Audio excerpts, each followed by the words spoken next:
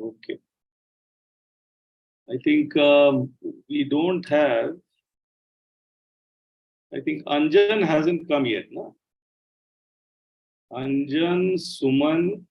Yeah, Anjan will join little late, sir. Okay, and Suman, Shreya. Maybe they may be joining in between. Okay. So should we start then? Yeah, maybe 2-3 minutes more we can wait. Okay, fine. Or in between, till the time you can interact and have last session's feedback Yes. from everybody. Okay. So last session, I think the last topic we were discussing was capital structure, and we talked about some of the major topics in financial management. So if you remember, we tried to define finance, we tried to understand working capital and fixed assets. We talked about the promoter, debt, equity, those things, and then we came to the concept of capital structure. And so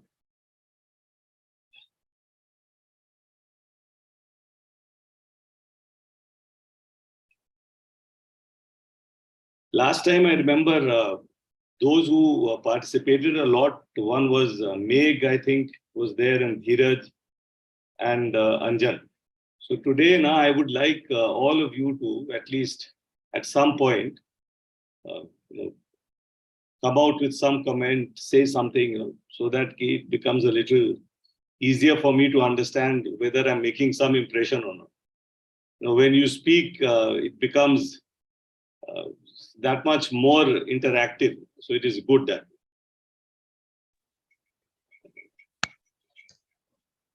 Yes, sir. We will participate.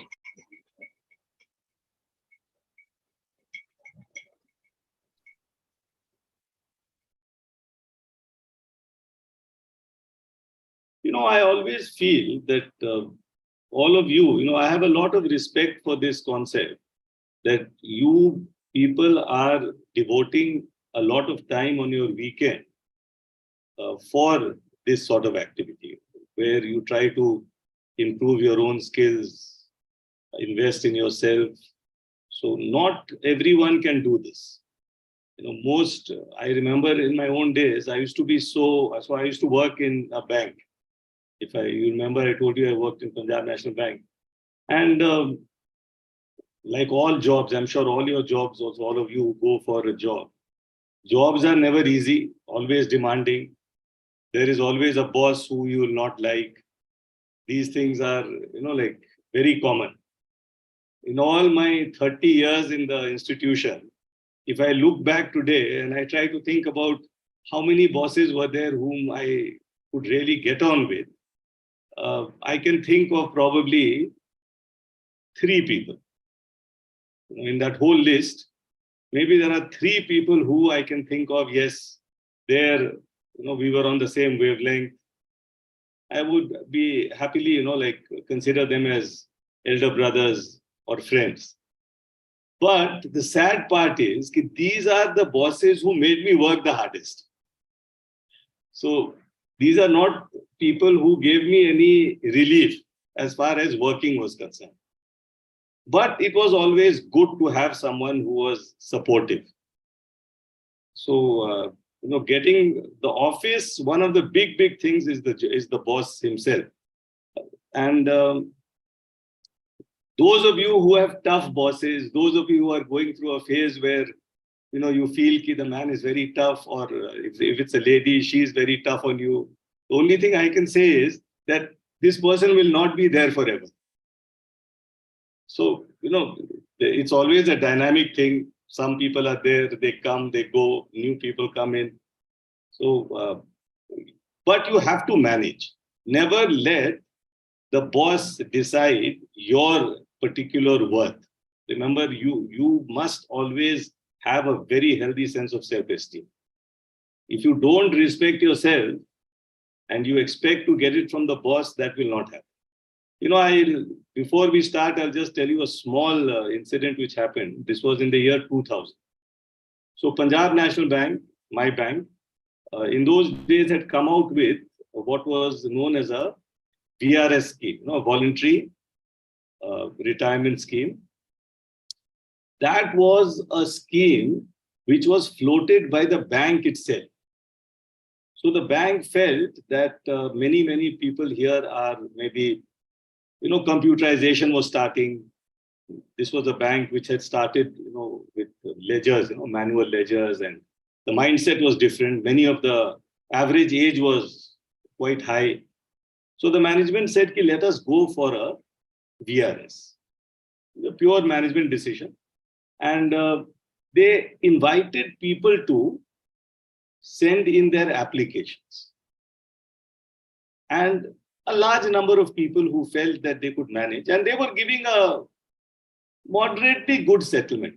I won't say very good, but it was okay. If somebody left and maybe that person had 10 years of service left, he is about 50 years old, he takes that golden handshake, he gets a lump sum amount of money, he leaves the bank, and then if he can do something else to supplement his income, it was not such a bad idea. It was okay. Now I remember that just at that time when this was, when the applications was going in, I was transferred as a senior manager to a branch in Ranchi, Jharkhand. So I went to Ranchi, got there, and the old manager there, who was another fairly old himself, he was not taking VRS, but there was one gentleman in one of the accountants who was dealing with customers, who would have been around 50 years old. He, I heard, was taking a VRS. So I called him and I said, Mr. Nath, why are you taking this VRS? You are an excellent worker. So you are such an asset. He said, and I, appreciated him, told him all the things which I had felt in just 1 week of my stay. And I remember his word. He said, sir, if you had come 2 months before, I would not have taken the VRS, because nobody ever appreciated my work. And this particular thing now is something which, for me, it was a lesson. It is never the boss who decides your self-worth. It can never be the boss. You should estimate your own self-worth. All of you are already devoting time to yourselves. What you should take pride in is the person you are. There is a lot that you have. Let no one tell you otherwise. Nobody should be able to give you this feeling that you don't have caliber. Anybody who does that, anybody who makes other people feel small, cannot be a very good person. So that is just one bit of friendly advice, something which I felt very strongly, during my own working years. And this is something which I have stuck to always through my life. Nobody has the right to make me feel small. It's as simple as that. You'll be happier, you'll sleep better, and you will not stress too much. Okay. Thank you for listening to that. It's a older person's view of the thing, but I think it is still relevant. So please keep it in mind. And now let me just go back to our presentation last time. And I think this slide is something which we have already done.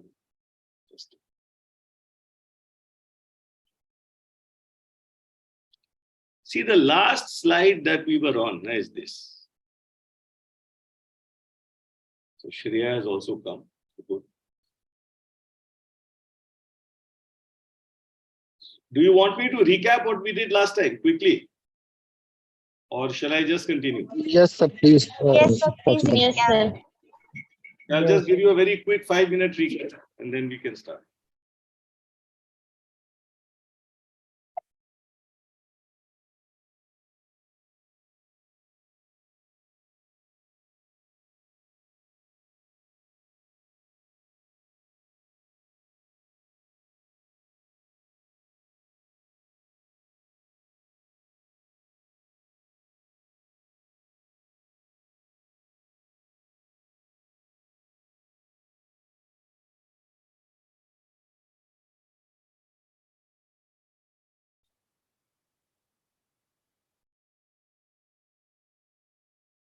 Okay, so one of the things we started with was we defined finance.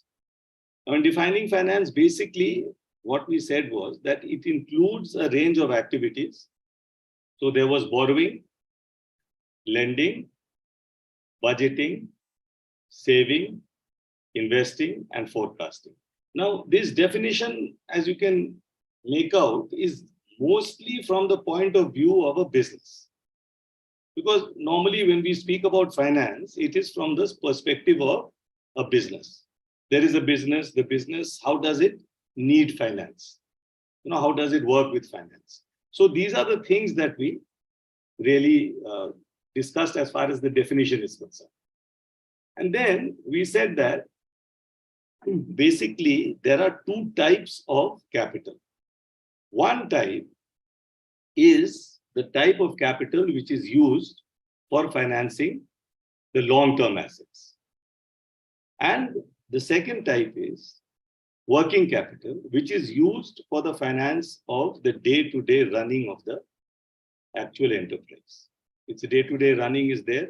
There are lots of expenses, salaries to be paid, rent to be paid, electricity bills, raw materials to be purchased, suppliers to be paid. These things are required immediately. So a certain amount of money is kept for this purpose only. So there was a difference which we made between this capital, which is long-term, and this capital, which is working capital, which is basically short-term. Now, in the context of the long-term capital, we said that it can be raised either entirely by the promoter, but this is very, very unlikely.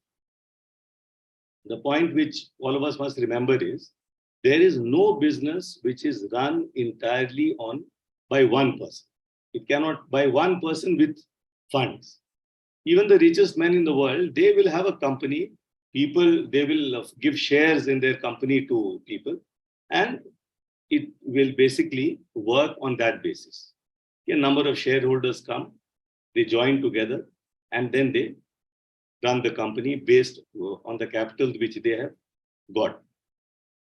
But if there is no loans to the company, it is considered to be 100% equity. This is one part. The second situation is that apart from equity, I take some loans. This part, this green part, I take these loans. This is what the promoter had brought in when he started the business, and he sold this segment to some shareholders. So normally the structure of most companies will be like this. But some of our best companies in the world, but this is an exception, remember.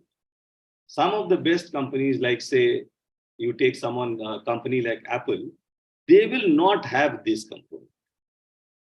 They will be having only equity, these two.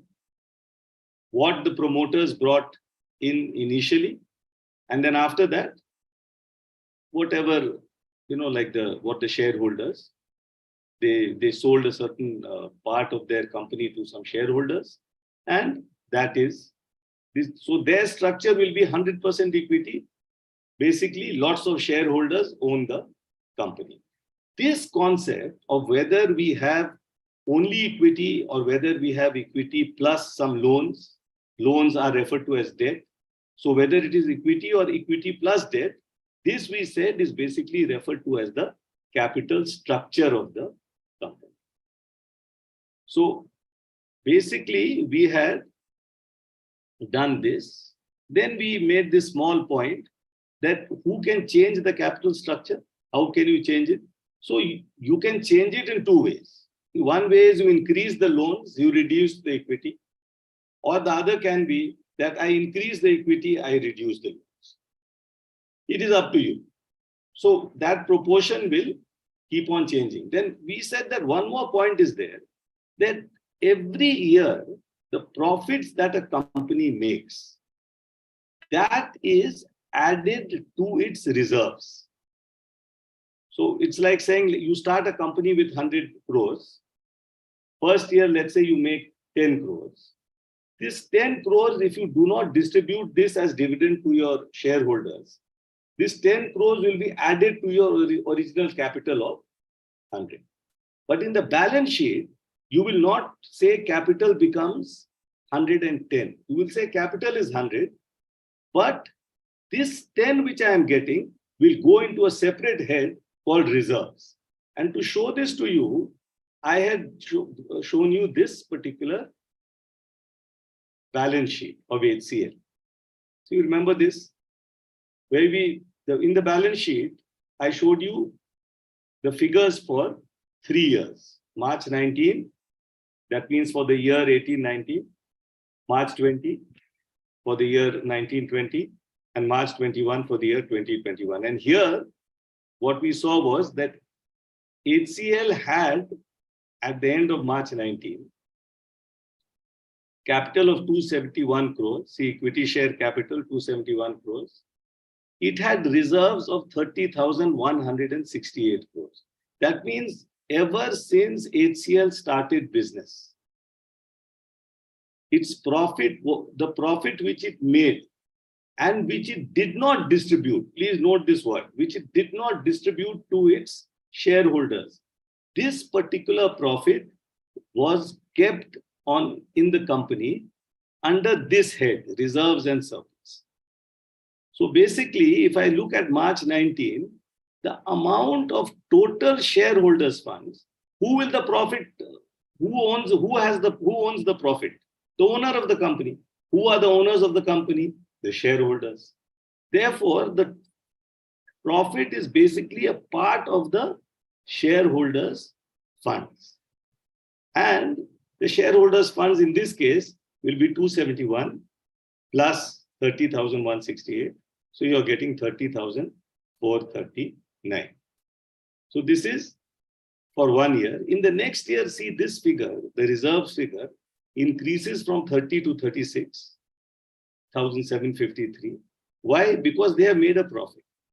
And the profit which was kept in the company, which was not distributed to shareholders, that profit is added here. So this every year, if the company keeps making profit, every year, this figure is going to keep going up. So the sign of a healthy company, you can see now.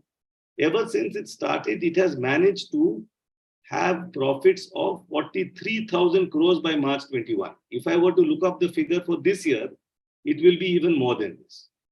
I'm sure it has now reached about 55,000. Because every year it is continuously making profits. So what basically is happening is that the equity portion is increasing. See, in a manner of speaking, the equity portion of the company is increasing. And HCL, because it has such an excellent business model and is making so much profit, its long-term borrowings are very, very negligible. So you see, it was only 32 crores in March 19, only 160 crores in March 20, and 207 crores only in March 21. Sir, just one question over here. Huh. Sir, in case the company is making such a huge profits as the reserves and the surplus, then why they are keeping this long-term borrowings? They can take it out, or it's cheaper. See, normally now what happens is that borrowings are sometimes considered to be cheaper. If they are, let's say they have managed to get it at lower than the cost of their equity. See, this equity share. Return to be given on this. There is a return to be given. There is a cost to it. Correct, in fact, just after this, the next slide we are coming to is cost of capital. So the one thing which you must immediately realize is that in finance, this is a point which I had ended the class with last time. Good thing you raised this again, Dheeraj. The amount of return that you expect, whether it is in the form of interest, whether it is in the form of dividends, the amount of interest, the return that you expect is related to the amount of risk that you take. So an equity shareholder has the highest risk. Therefore, he also expects the highest return. Because see, the Correct. equity shareholder is in a position where if the company fails tomorrow, this shareholder can lose all his All money. the money. Whereas the lender, the person who gave this money, these people, if the company fails, these people will most probably get their money back from the sale of the assets of the company, because they have priority. First, these fellows will have to be paid off. If something is left, only then will the equity shareholders be paid. So the rate of interest here is less, so the cost is less. So probably this is the reason why HCL has taken some amount of debt. So then we were on this slide that day, and this is main point here is something which, thanks to Dheeraj, I have just made. Equity capital is not free. This is one thing you have to understand very clearly. Equity capital is not free. See, if you do not give a return to the shareholders, what will happen is they will begin to sell their shares. And if they begin to sell their shares, who is the person who the market value of the shares will come down? See, the moment more and more people sell, the price will go down. Price of the share is essentially it's a function of two things, no? The demand and the supply. Now the supply is fixed. The company has issued a certain number of shares, that is not changing. That number of shares is available in the market. If you are a day trader, you know that at any point of time, a certain number of people want to buy shares, certain number of people want to sell shares. But the price of the share will always depend on whether more people want to buy or more people want to sell. If more people want to buy, the price will go up. And if more people want to sell, the price will go down. And if a company does not give dividend, and it takes advantage of the fact that dividend is not a legal necessity, they don't have to give, then in that particular case, people will begin to sell their shares. The shareholders will sell. Once they begin to sell, there will always be people who are willing to buy. If something is, in the market price of something is somewhere around 400 and the price goes down to 300, many people will say that, yes, okay, at 300, it's a good deal, let me buy. So people will begin to buy those shares. And once they begin to buy those shares, the market value of the company is coming down. And who is the largest loser in this? Can someone tell me this? Owner of the company. The Equity shareholders. the equity shareholder, but who has the largest equity shares? Promoter. The promoter. So the promoter will be the biggest loser if for any reason there is let's say a sale of the shares. So, sometimes we find these statements in the paper for the billionaires that this company, for some reason, the share price has gone down by 5%. As a result of that, some rich person or the other has lost billions of dollars. Most recently in the Adani case, when the share prices went down, who would have been the biggest loser? Adani himself. So this point is something which will always ensure that the promoters of the shares, the directors of the company, the CMD in particular, will not, take a very casual view with regard to payment of dividend. He will take a decision based on lots and lots of factors, including the fact that if I do not pay dividend, there is a very large good possibility that the share prices will go down and we will lose market value. Okay. Now, this point I have just made just a little while before, because the shareholder takes a higher risk, he expects a higher return. How much return is considered reasonable? So normally you will find that in India, companies will be paying in this range. 15 to 20%. Some of the multinational companies, especially the FMCG companies like Hindustan Lever and all, they pay much, much more than this. Their profits are huge also, and the amount of they don't retain too much because they find that they already have sufficient capital in the business. It is a trading concern, so they don't have to buy any fixed assets. They just have to buy goods, sell goods, keep the difference. So they give huge dividends to their shareholders. Okay, so that is that. So now we will come to, this concept of cost of capital. Now, if you take a finance textbook and you look at the word cost of capital, you will find that an entire chapter is written on this. And one of the things it tells you is that actually it is not a cost. Here they are talking about equity. Don't misunderstand me here. We will come down to the cost part, but try to think of it this way. And if you have taken equity, if you have given shares to the public, they have equity shareholders. They don't know what return they will get. But there is some expectation in their mind. At least I should be getting this sort of return from the money that I have invested. Think of people who are investing, making a big investment in an IPO. A company is just starting up. It has floated an IPO.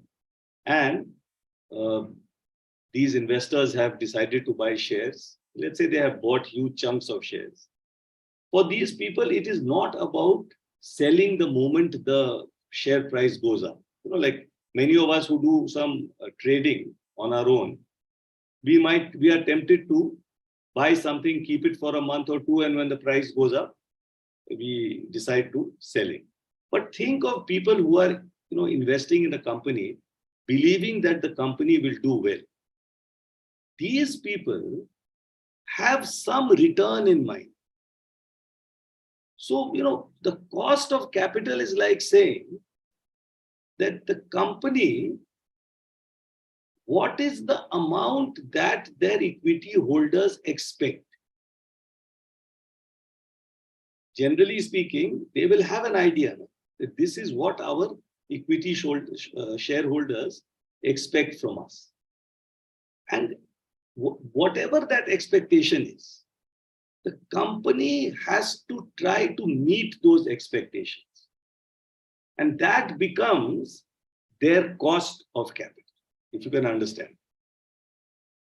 So if I'm taking a loan and the bank says, I want 7% interest, then the cost of the debt is 7%. No, there is no ambiguity here. It is very clear. But in the case of equity capital, it is more like saying that I have to earn at least 15% to satisfy my shareholder. So if I think of this, it sets a target for me, that this is the minimum expectation from my shareholder. See, why is this the case? Because a shareholder, let's say, who is investing 2 crores in your company, he had other opportunities. It's not as if your company was the only company in which he could have invested. He could have gone somewhere else, invested somewhere else, but he invested with you. Now, for that shareholder, when he invests with you, he is denying himself the opportunity of investing and earning something somewhere else. You get my point? Suppose somebody gives you 2 crores. Let's say your company is called, let's say, Finance and Company Limited. And let's say that you are into teaching financial courses.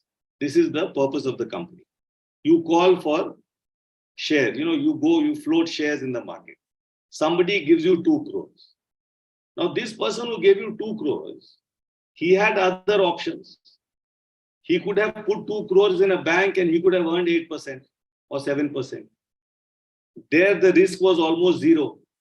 he is giving this to you, he could have put it in some other company and maybe earned 10%. So his expectation is very, very, very clear that if he is putting money with you, he should get something better than what he would have got elsewhere. That expectation which he has, that is something which you will have to fulfill. And whatever that expectation is, that is like a goal for you. You should manage to at least have a return which is equal to that expectation, if not more than it. So it is called a hurdle rate. You've seen again sports. In one of the track and field events is hurdles. You have seen that. Those little, you see the runner, he has to jump. There is a little metal bar. He has to keep jumping. He goes a little. There is another bar. He jumps again. That is a hurdle. Na? So the minimum amount the jumper is expected to jump is the height of that hurdle. So similarly here, the minimum rate of return which the company must have is the height of that expectation. And that becomes the cost as far as equity is concerned. Are you getting this idea? All of you? Anyone with a doubt?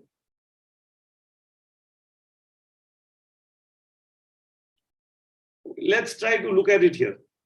Let's take two companies. One is company A.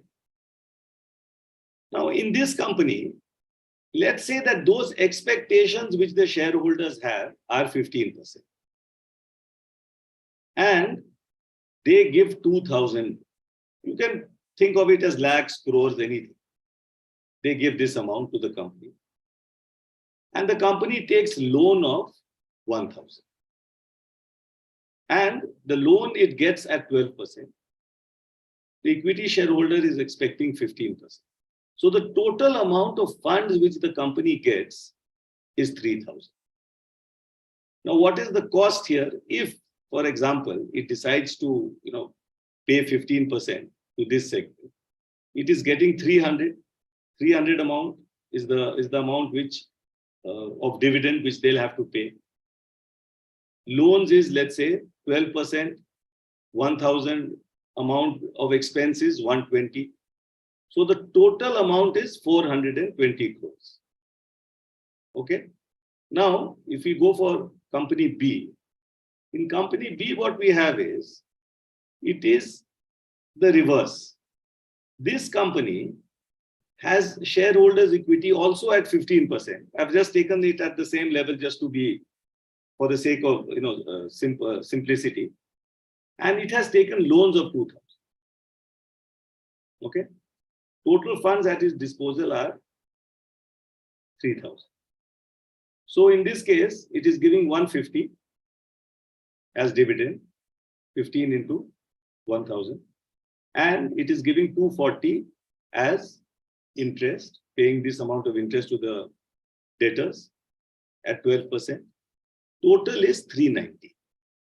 One thing which you can immediately see is that if we just look at this part, debt will be cheaper. If you just stick to this particular area, debt is going to be cheaper. Now, debt may be cheaper, but what is the problem with debt? See, if debt is so cheap and if people are willing to give you debt, what could be the problem with taking too much debt? Anyone? You need to return it. You need to return it. We have to return this in certain time. You have to pay it back on time. Okay. What happens if you don't pay it back on time?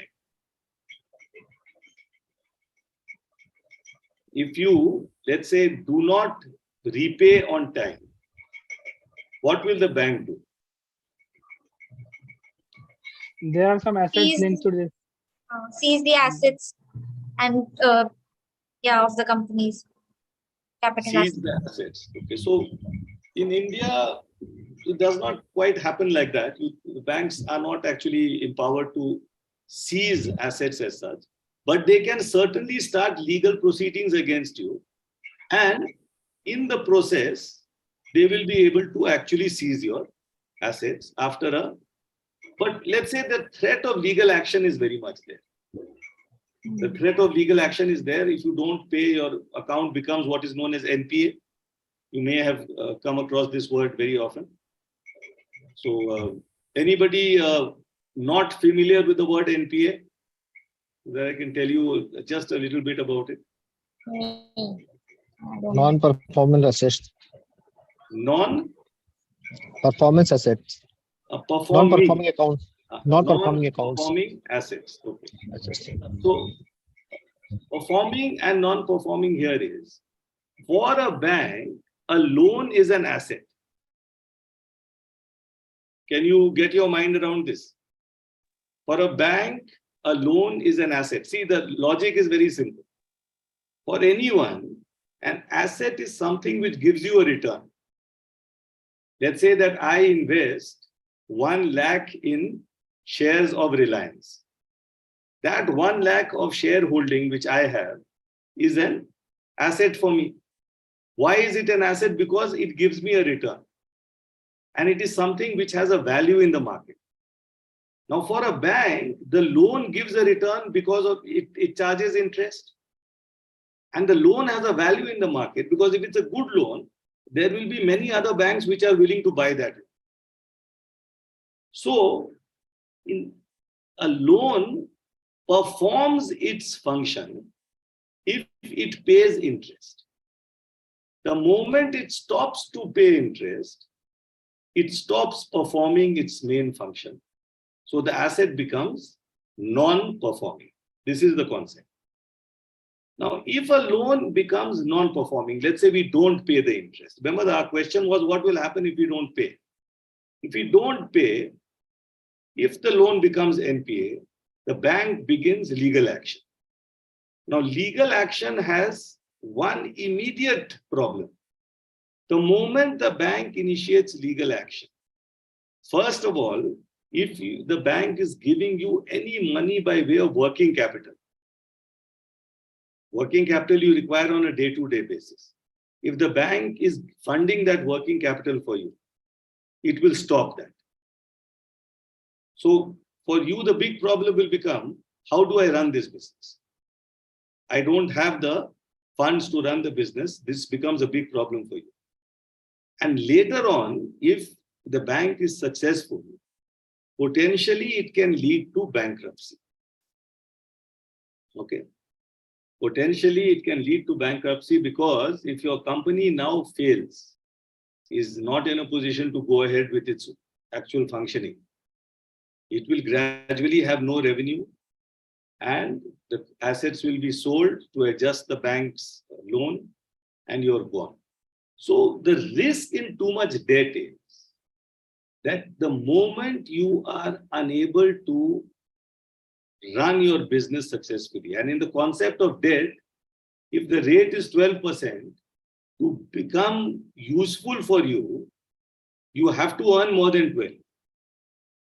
See, as long as you keep earning more than 12%, this 12% which you pay to the bank is not a problem at all.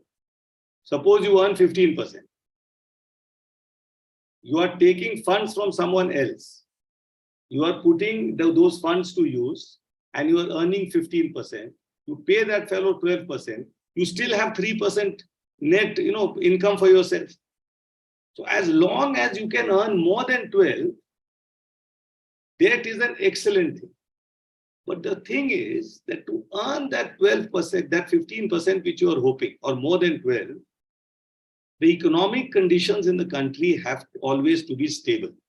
Your market has to be responsive. They should always be able to buy whatever they are buying from you.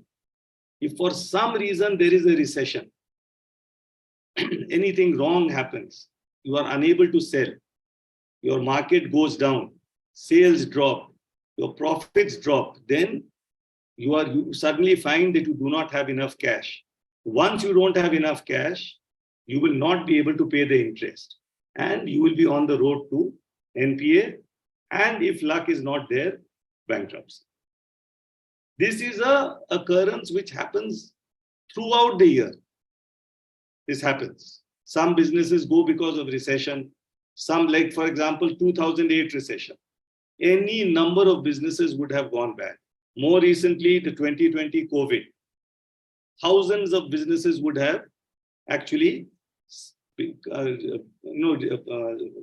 suddenly found themselves in a position where they are not able to repay interest. RBI gave relief that, okay, you are excused from paying interest temporarily when things get better. But we all know that COVID stayed, the effect of COVID was there for a very long time. All of us know of some businesses which closed during COVID. I think one of the best examples are restaurants which were there, hotels and restaurants. Many of these were not able to survive COVID. So I most often go to Pune. I can think of so many restaurants out there which we used to visit and which we now find that they have not been able to open up after COVID. So if some calamity happens, something bad happens, those with more debt are in deep trouble. So capital structure, see, this company has a capital structure where they have less debt. This company has a capital structure with more debt. The benefit for this company is that the cost is less. Okay? The benefit for this company is that it is financially a little stronger. There is less risk. Okay, so this is just a little idea about the cost part. There's one more slide here just to show you the impact on some other aspects here. So company A, company B, same thing. Now let's say that both of them make the same amount of profit. Both of them make the same amount of profit, 750. Now, the interest, if you remember out here, was 120. Interest here was 240.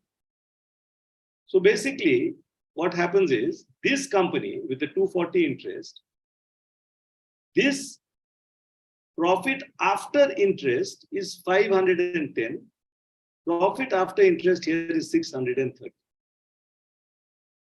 Now, because this company has paid less interest, it will pay more taxes. See, this is why taking debt has this additional advantage. Expense is calculated before profit. Whatever income you are making, whatever profit you have before interest, less interest, the figure that you get, that is the actual profit that you have at your disposal. Your dividend, your retained earning, every single thing is going to be based on this profit after interest. Now, tax has to be paid on this. So look at this. This company is paying 41 crores more of tax. So debt has this advantage also, that you will pay less tax. But from the equity point of view, you will also see one more thing, that the return on investment is going to be higher for this company. The return on investment is going to be higher here. So, different companies will have different, there are different advantages and disadvantages for equity and debt. So I hope you are understanding this, all of you. Don't get too bogged down in the figures. See, the basic thing to understand here is that if I go for debt, what am I gaining? If I can earn more than I am paying interest, more than the interest, then I'm definitely going to earn a lot because you are investing somebody else's money. You are not putting up your own capital. And you are earning more than you are paying him. If the margin is good, you will keep earning. And who will earn? Who will get the benefit of that earning? The promoters and the equity shareholders. So the advantage for them is there. But as far as equity is concerned, if I keep more equity, I'll end up paying more taxes. I end up paying more taxes. That is one part. But my financial risk is less. So you can't have both. You will have to choose. You can either have this or you can have that. Now, so in last slide, what is the difference between ROE and ROI? Isn't it similar terminology? Last two. Return on equity means only on this part. Okay. And ROI means on this. Okay. That's all. How to calculate this? How to calculate this ROE and ROI? So you just take the amount of this, you take the return profit after tax, divide it by this figure, multiply by 100, you will get it. That's all. Okay. Okay. Just take this. This is so simple. See, 306 divided by 1000 multiplied by 100. You will get 30.6. That is a simple interest. See, if I earn 10 rupees on 100 rupees, what is the return I am getting? 10 divided by 100 multiplied by 100.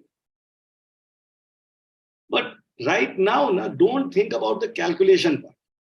See, as long as you have a Excel with you, that calculation part is the easiest part. What the conception part is more important. Just trying to understand different capital structures will have different impact on the company. That is the main thing which I want you people to grasp out here. Now let us come to something which is non-numerical, something which has no numbers. This is almost entirely conceptual. So if we come here, we say that what is strategy? Now, is there a difference between a plan and, let's say, a strategy? So basically, a plan of action designed for a long-term goal. One way of understanding strategy is this. I have a long-term goal. I make a plan of action, how to reach that goal. That is my strategy. Now, is it the same as a plan? No. Plan can be made for a goal we want to achieve immediately. Plan can be made for some very small, objectives. Strategy, normally, we are thinking in terms of long term, because it is not going to be done immediately. Example, Hyundai decides to manufacture cars in India and export them to South African countries.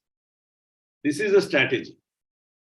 Now, as you can see, this is something which is very broad. To implement this, they will have to do some intensive planning.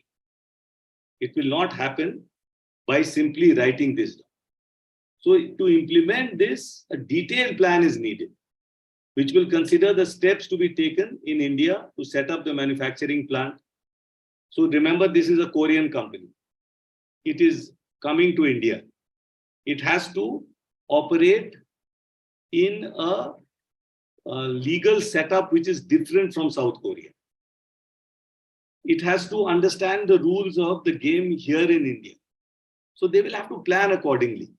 And then they will have to understand how to take all these cars, how to ship them to South America, what is the sort of benefit they are going to get in this. Why South America? This is an actual example. Why does Hyundai do this? Because the margin they feel is good. There is a market in South America where they feel if they make things in India, send them to South America, the production cost in India comes down, They send it to South America where their competition is from Japanese and American cars. And if they are able to, sort of beat them in the price part, quality of Hyundai is never in question. The quality, designing, all that is good.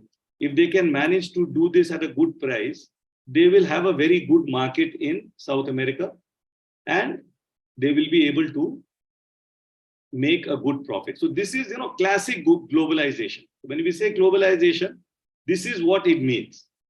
The company is based in South Korea, manufacturing in India, selling in South America. I remember before, you had Punjab as a center for making woolen garments. So what they were doing, I'm talking about the early 1990s, they were buying wool from Australia and New Zealand. They were getting these stitched in Punjab using migrant labor from different parts of India. And it was being sold in Russia. So that was another way in which, the entire thing was global and touching basically 3 continents: Australia, Asia, Europe. So strategy normally is a broad thing. There has to be some corporate strategy. In the process, let us just try to understand what is a corporation. So basically, corporation is a company registered with the registrar of companies, generally run by a board of directors, acting on behalf of the owner. This is the simple definition. And it is a distinct legal entity. That means, just like you can initiate a court case against an individual, you can initiate a court case against a company. And there is a difference between the company and its board of directors and the promoters. It is not the same. For example, right now, in that Adani case, the Adani company, which was considered to have indulged in certain fraudulent activities.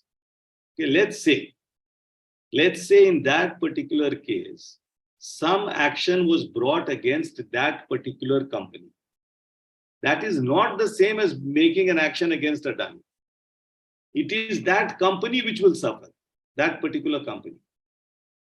Not the entire Adani group, not any individual. And whatever penalty is imposed will be on that company.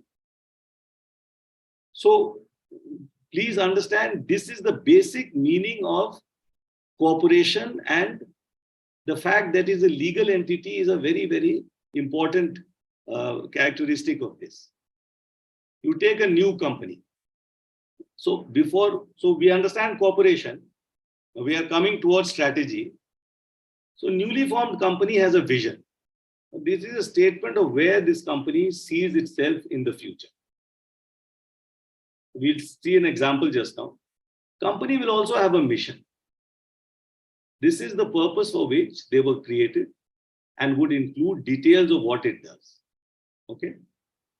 Now the vision and mission, they tell us about what the company wants to do, what its broad goals are. And the company, basically its strategy will be designed to fulfill these goals. Whatever vision it has, whatever mission it has, basically the strategy is going to be oriented towards achieving this. So for example, if I take Amazon, if I look at their website, it says this: our vision is to be the Earth's most customer-centric company. What is customer-centric? Someone who is focused entirely on his customers. The customer is the center of all activities. Second part, to build a place where people can discover anything they might want to buy online. Anything that they want to buy online, to build a place where people can discover anything they want to. You think about it, you'll find that Amazon will have someone on its site who is willing to sell that to you, products. This is the vision. Now, all of us who have used Amazon, we can see how the company has actually achieved this, which means that the strategy of the company has been designed for this. Look at the mission: to serve consumers through online and physical stores and focus on selection, price, and convenience. So I have the vision, I have the mission. You can see these two are in sync with each other.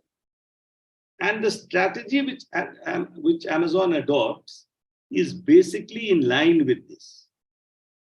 So the point which we are making here now is that corporate strategy is about making these detailed long-term plans in line with the vision and mission that the company has. If you do it like this, then you will achieve what you set up the company for. Why did you set up the company? There was something in your mind. Hopefully your vision and mission are capturing that thought, and your strategy is a way of achieving it. Now look at it from a more, let's say we're zooming in to strategy. When you zoom in, what we find is that what is corporate strategy actually doing?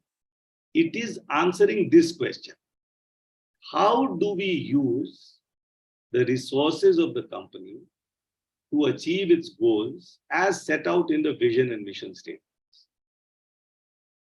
Key word here is resources. Okay, so how do we use the resources? We'll come to what these resources are. And as a part of this, how do we use the resources to create a competitive advantage for the company? In other words, anything that I sell today or any service that I give today, I am not the only person providing that product or that service. There is always somebody else who is also doing it, and they are my competition. So what is the advantage that I have over my competitors? That is what, if I have an advantage and if I'm able to use that advantage, I will be able to be successful. And this is what I must use my resources to create this advantage. Now, strategy basically considers three factors: resources. See, without capabilities and competency, the resources are useless. Resources have no meaning if you don't have this. And opportunity. What will you do? What the business that you want, there has to be an opportunity available. You think of Amazon when it started. When Amazon started, at that point of time, everything was basically physical. Now, anybody who wanted to buy something, they went to the market, they went from shop to shop, and they bought whatever they wanted. Amazon started with books. What Amazon was doing was, they found that technology now allowed it to set up a website and allow people to place the order online. And they found that the opportunity was that there are definitely people who would like to buy a book without taking the trouble of going to the market, without the trouble of taking the trouble of going to a bookstore, spending the time going, coming. There is an expense involved also. Quite often, if you go to a bookstore, you will spend, apart from the book, you may want to have coffee, you may want to have snacks. So ultimately, the cost of the book becomes almost double or triple of what it actually costs. Whenever you go out, there will always be some additional expenses. So the opportunity was that let us give people the liberty of ordering from home. They tested it. They found there was an opportunity. They started with books. It went well. And then they said that let us expand this. If it works with books, it can expand with some, it can work with other products also. So even though the vision was to make this fantastic place where anybody can discover anything he wants. But they started small. The strategy was, let us start with books. Gradually, we bring in other products till we reach the goal of having all products that are possible on our site. Okay, so the opportunity is there. The resources and capabilities are the two things which we have and which we have to. This opportunity is outside the company. This is something which is there somewhere in the market. These two are the things, resources and capabilities, on the basis of which I will build up my strategy. And all along, it will consider the risk that the company faces. Because remember, any business, there will be a risk. If there is no risk, somebody would have done it. That is for sure. Okay, so, once the strategy has been made, the company can proceed to the planning stage. Like we said in the case of Hyundai, strategy was that I produce in India, sell in South America. Once that point is clear, then you begin your planning, how to do things, and you proceed. Okay. Now, for the company to succeed in the market, it should have an advantage over other players who are its competitors. Okay. Now, the advantage that a company has will depend on this resources and capabilities and competencies, because it is not the same. Every company will have a different set of resources, different set of capabilities. Now, what the resources are, the business assets. Whatever assets the business has, those are its resources. Now, what are these? One is physical. The actual, the machines that it has, the buildings that it has. If it is a trading concern, the location of its actual shops, that sort of thing. Then the intellectual resources.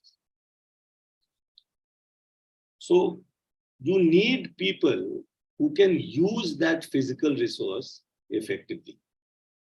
So the next part is intellectual.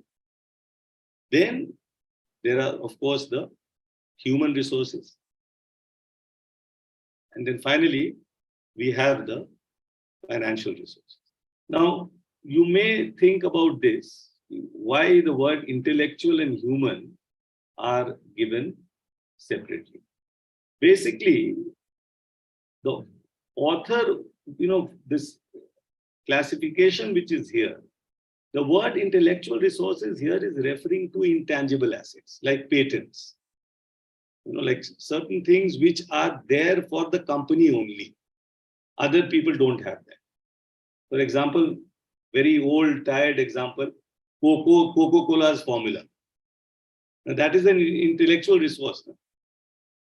Coke has a formula. That formula is supposed to be secret. What is the formula about? It is what produces the taste of Coke. Now the taste is good enough to have satisfied many, many generations over the years. And it has made billions of dollars for Coke. That is like an intellectual resource. Human resource, the actual people who will, the men there who are, men and women who will actually do this. And financial resources, obviously, no business is going to work without this. Then you come to the capabilities.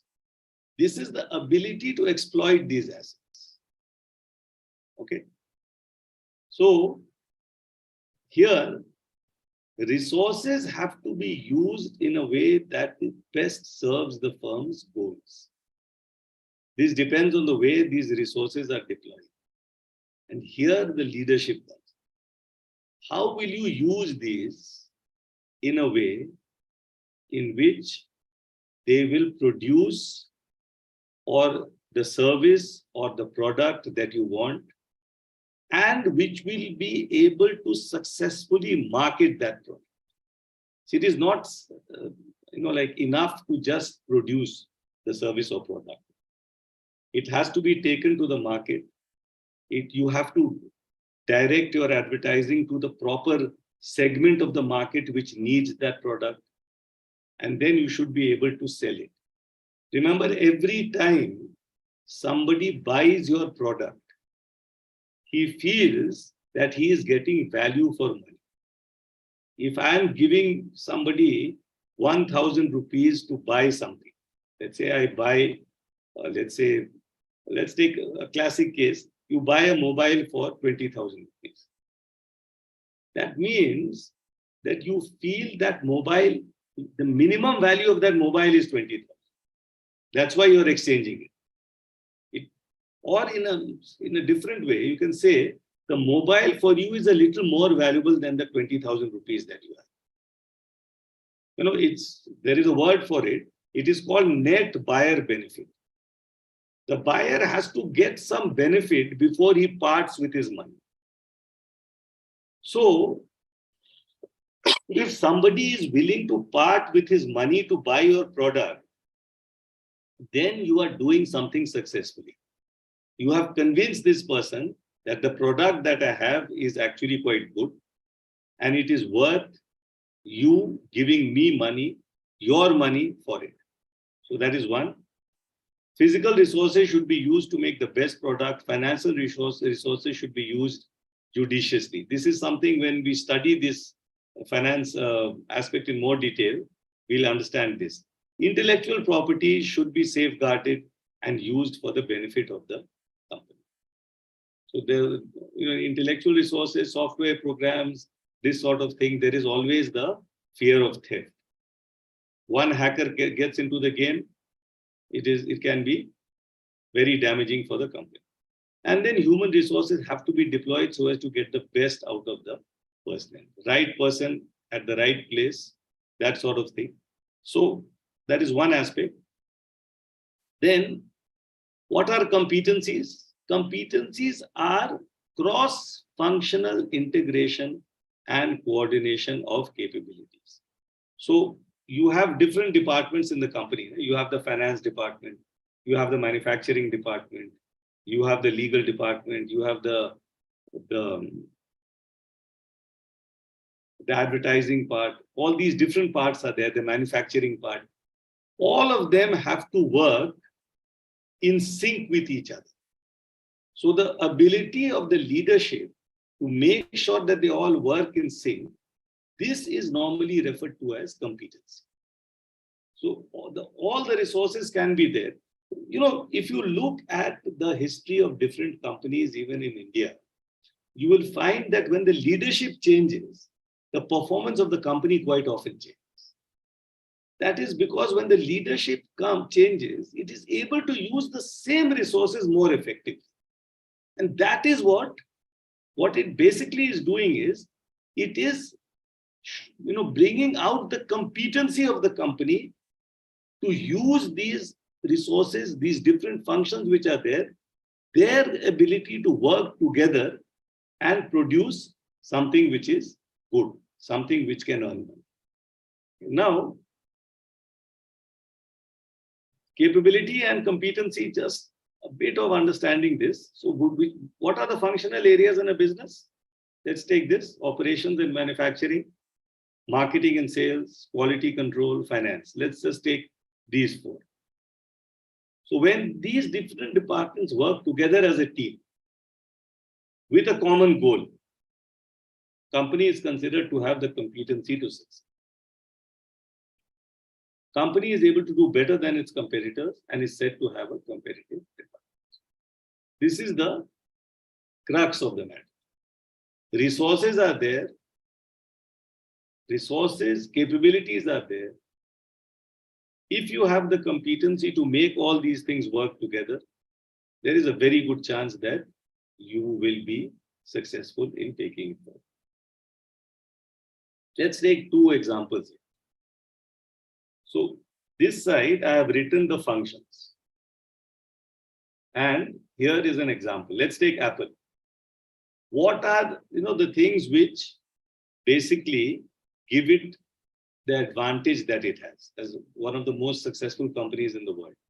In this area, operations, manufacturing, quality control, innovative products, excellently designed, so excellently designed that customers desire the product and are willing to pay extra for. Remember, Apple will always charge you more. Apple is not worried about selling it to you at the lowest price. There is no such thing. Why? Because they are comfortable in the knowledge that they have a product which customers like. Why? Because the advantage is in the excellent designing. All the products that they have had so far, the reason for their success is, a very good part of that is the design. Then the company owns chip manufacturers, controls manufacturing, follows extremely strict software standards, and operates its own stores. And the interesting thing here is, these chip manufacturers who they own, the manufacturing that they control, it is not just in manufacturing units in America. In fact, America will be in a minority. It is in manufacturing units in Taiwan, in China, in different parts of the world, now even India. So the ability to work in different countries and to still maintain the same level of quality of their product, that is one of the main advantages the Apple has, apart from innovation. And then it has a community of more than 6 million independent software developers who are creating applications for Apple products. So they are independent, not part of the company, but they are producing things. And as Apple takes those products, they will be paying those chips. So what it has done is, it has built up this entire system where it is using its resources so effectively that it is able to come out with product after product, and each of them is a success. You can say that one product is more or less successful than another product, but they are all successful. In the marketing and sales part, they have their suppliers, developers, business partners, and this again gives it a competitive advantage. Very recently, they've set up Apple Store in Mumbai. It's near my place, that's why I'm saying it, out there, where the experience for the customer is even better. Otherwise, normally what happens is that you go to one of the, what is that company which they have, Unicorn or something, where you go to buy Apple products mostly. Finance, it is a debt-free company. See, why has this been possible? Because of the huge amount of money that it earns. So this is a company, Dheeraj, which is not interested in the tax benefits or anything of debt. They are happy to have their own funds only and keep all the profits to themselves. Okay. Let's take an Indian company now, Maruti. In this area, so quality of cars in terms of design, fuel efficiency, durability, etc., and price, this is the advantage. In 2019, I have not updated this because it doesn't really make too much of a difference.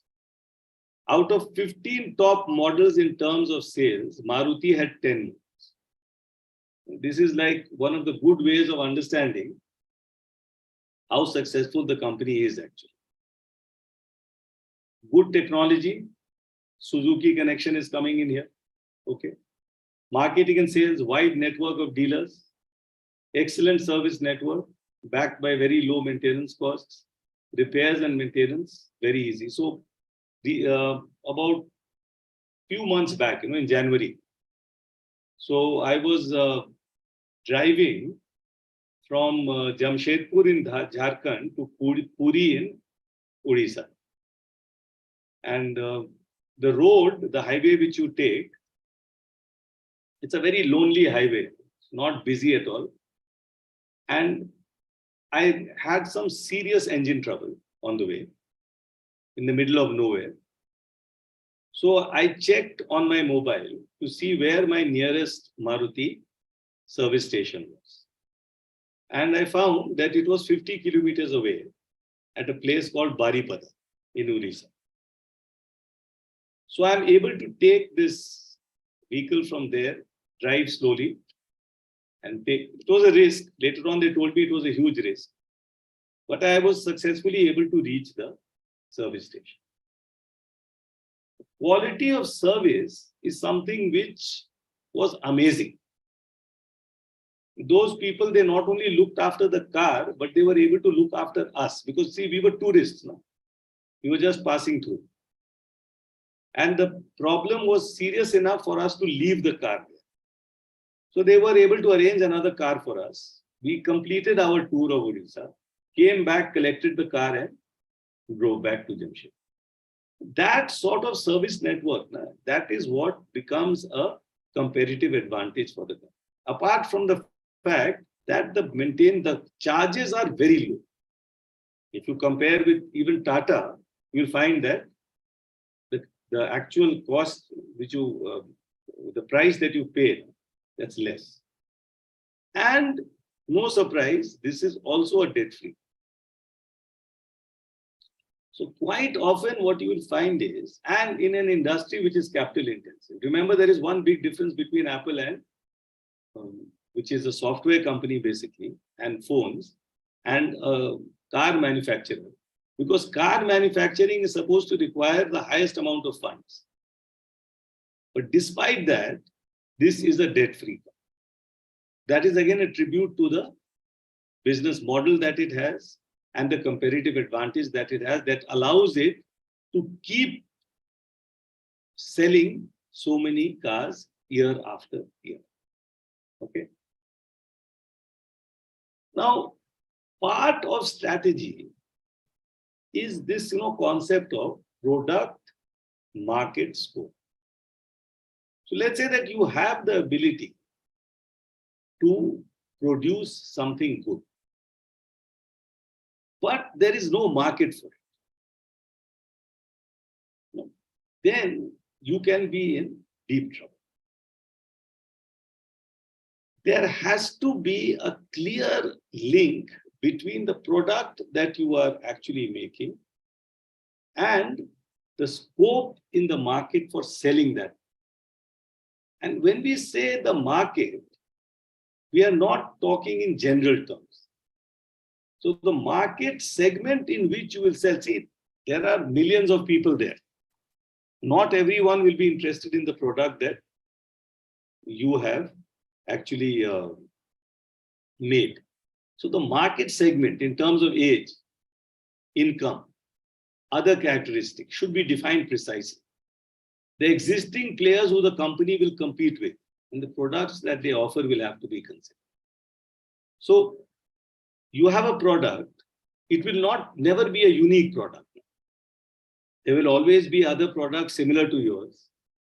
If Apple makes phones or Maruti makes cars, Hyundai also makes cars, and you have so many phone companies in the market. Not a problem at all. So what is the quality of those products? How can we compete with those products? That is another thing. So market and product, these two things have to be linked. Then your competitive advantage.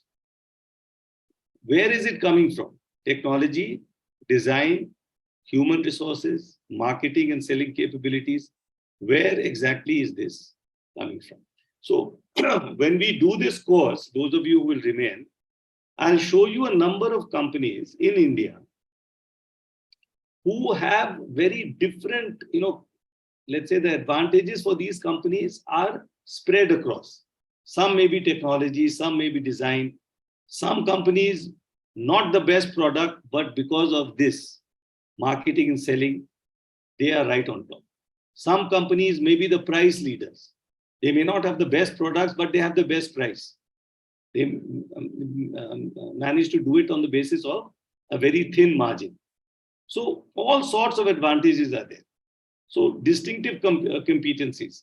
All good companies have a core competence. There has to be something that you are doing better than other companies. This core competency is also a competitive advantage, but it is worth mentioning separately because if there is a distinct core competency, the chances of that company being more successful is there. And remember, all this we are speaking in the context of strategy. So the person who is strategizing, the person who is making the strategy of the company, he is looking at all these things. These are my assets. These are the things which I have.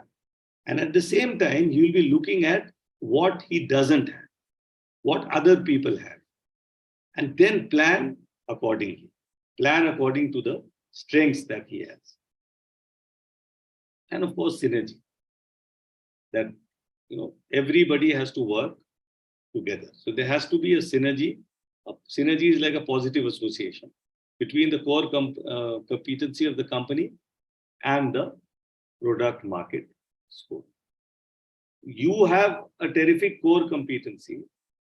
This core competency should enable you to manufacture something which will ultimately allow you to sell it. That's the thing.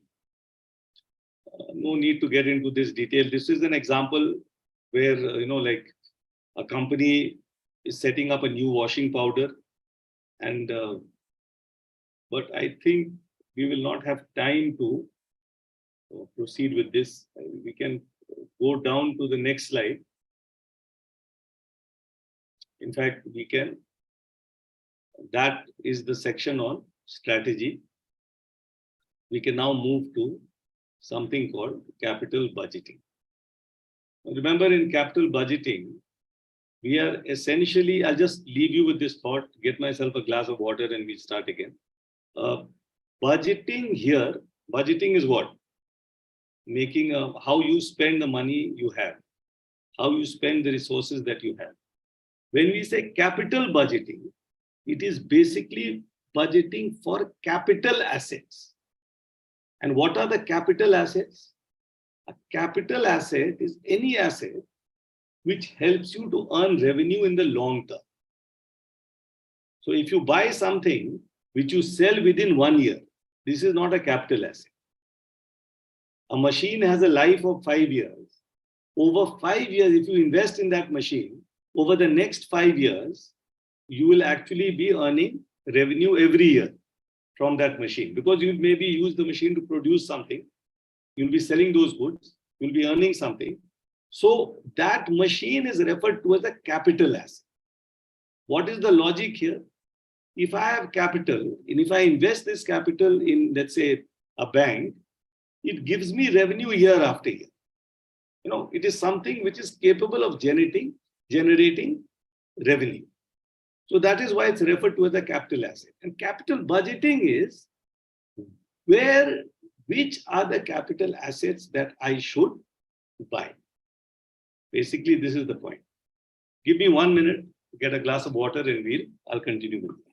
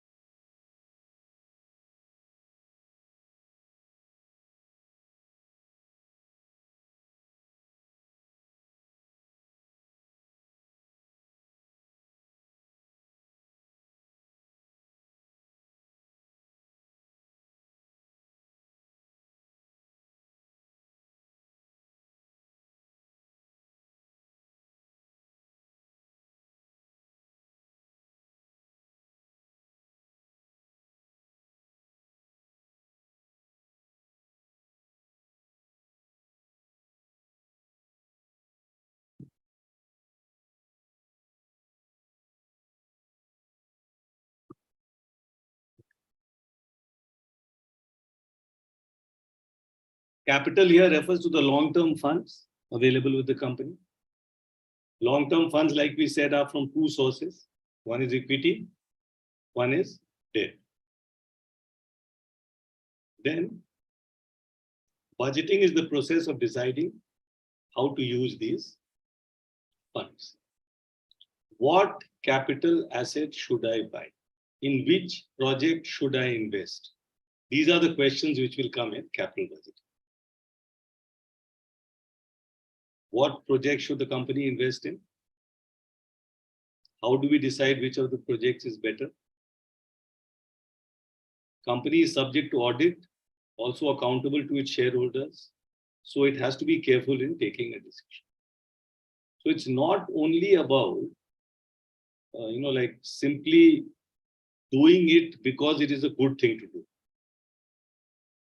Company has to take the right decisions and be able to justify these decisions.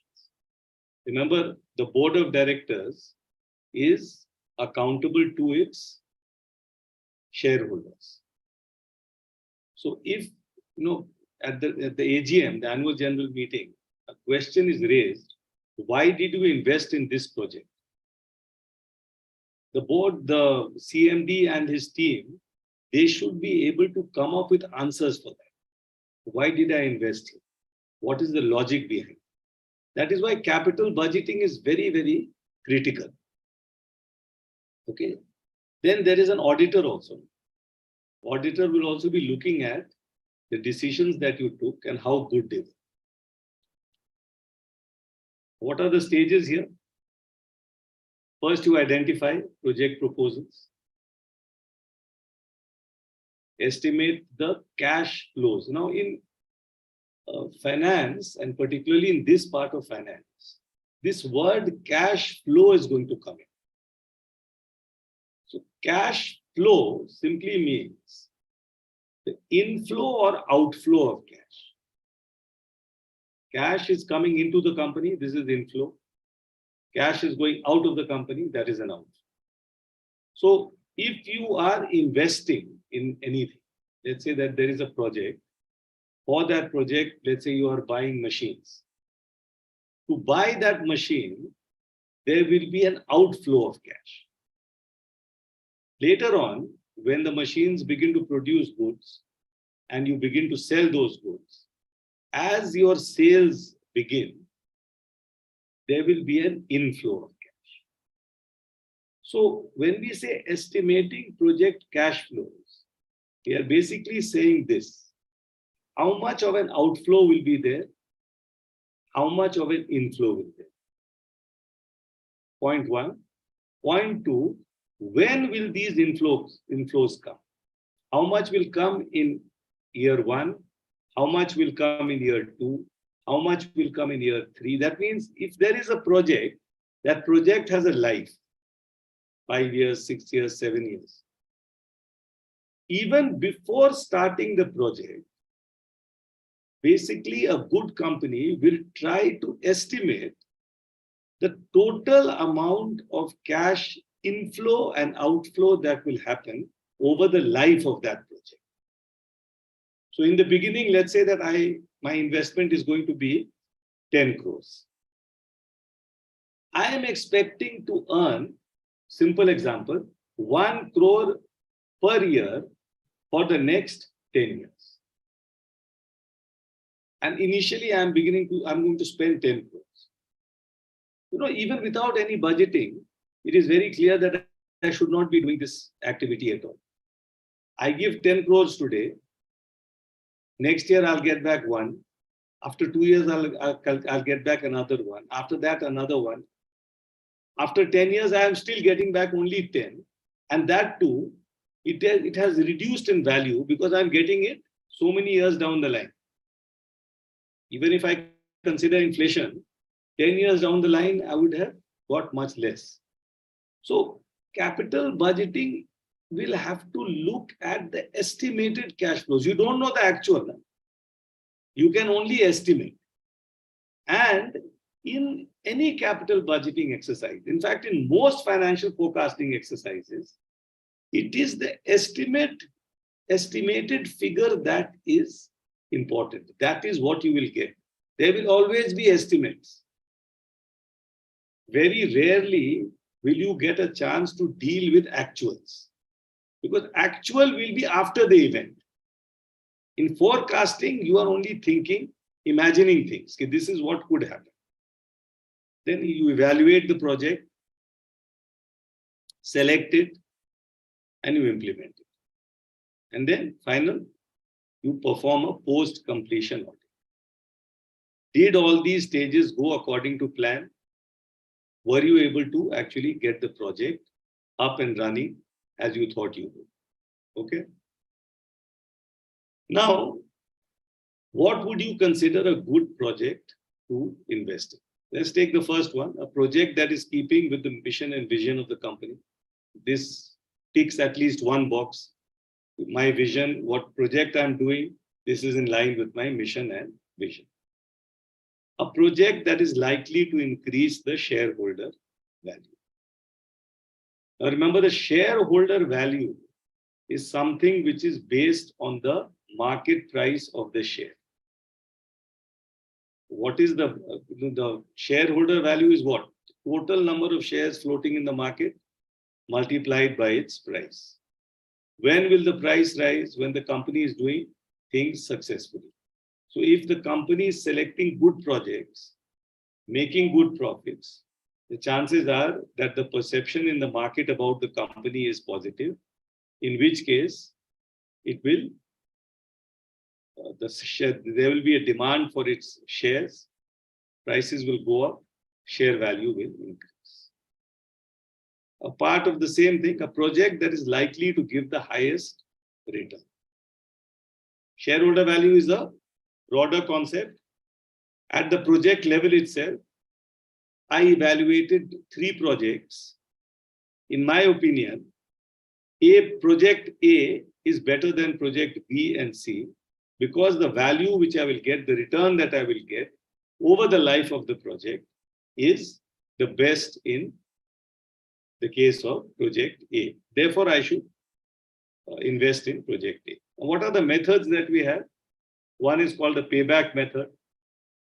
One is called the net present value method. One is called the internal rate of return.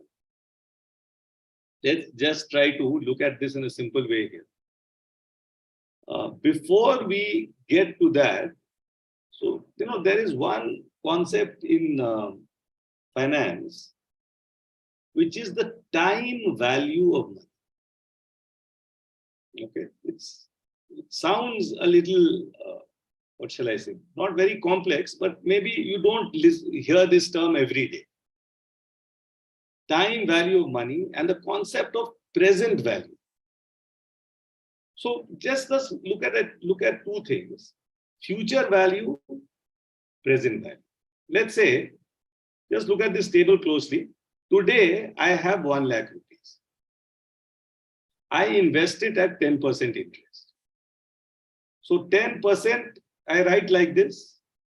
But if I'm writing it as a decimal, I will write it like this. No? What is 10%? 10 per 100. 10 divided by 100. As a decimal, it is 0.10. So interest after 1 year is this much, 10,000. Now, how did I get 10,000?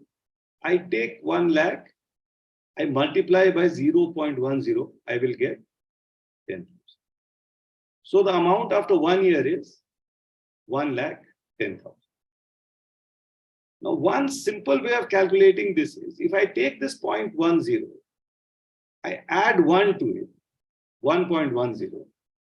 And if I multiply this 1 lakh by 1.10, I will immediately get my future value. So whatever is the rate of interest, if you reduce it to a decimal first, add 1 to it. Suppose the interest is 8%. Reduce it to a decimal, it will be what? 0.08. Add 1 to it, 1.08. Whatever is the principal, if it is 1 lakh, you multiply by that 1.08, you will get 1,08,000. So you will know what your future value is. Why am I explaining this to you? Because it helps me to understand the next part, discounting. Suppose 1 year from today, you are going to get 1,10,000. I'm reversing it. Today I have no money. But 1 year from today, I will get 1,10,000.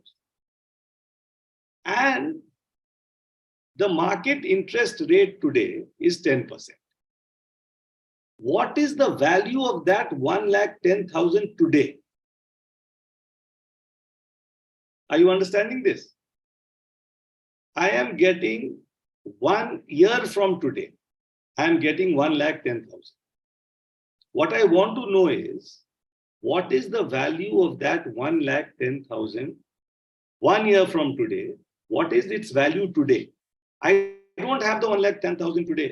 If I had the 1,10,000 today, I would have invested it somewhere, I would have got some money. Let's say the interest rate is 10,000. What I do is, I again do the same thing. I take 1, add 0.10, but this time, instead of multiplying like I did here, I divide. I divide 1,10,000 by 1.10. And what am I getting? I'm getting 1 lakh. Now, this very simple calculation here is the basis of a large number of calculations in finance. So what are we learning here? That 1,10,000, which I will get 1 year from today, has a present value of 1 lakh. Its value today is 1 lakh. And the process of getting my present value is known as discounting.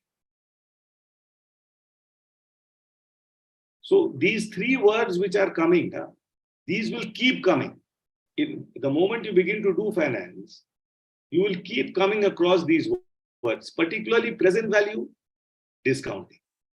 What is discounting? I just need to understand what is the market rate of interest. What is the rate of interest which is available to me? Which I can, if I have funds, if I invest those funds, what is the likely rate of interest that I will get? It can be anything. It can be 8%, 9%, 10%. But if I'm getting some money 1 year from in the future, 1 year, 2 years, 3 years, I am able to reduce that money to the value it will have today. This is why if someone tells you that you work for me for 1 year and I give you 1 lakh every month, and somebody else tells you that you work for me for 1 year and I will give you 12 lakhs at the end of 1 year, which one is better? Getting every month is better. Every month. And the financial reason for that is, if I now begin to calculate what is the value of that 12 lakhs today, a month by month, if I begin to calculate, then you will find that at the end of it all, you're going to get much less. It will be less than 12 lakhs in today's terms. So what is the value of an amount receivable in the future in today's terms? That is the point which we are making out here. And that is the basis of calculating all future cash flows. And that is the basis of capital budgeting. That is why this table is very critical. So discounting, remember you are dividing. The future value is being divided. Whatever amount you are getting here, this becomes your present value. This is the important thing. Is everyone clear on this? Because see, yes, sir. Most of you will not be continuing with finance, but I just want you to remember this part. Because this is something which any company you are in, anything at all, please learn to distinguish between money which you have in hand and money which you will get in the future. And to think in terms of the value of that future money today. And that is the concept of present value. Okay?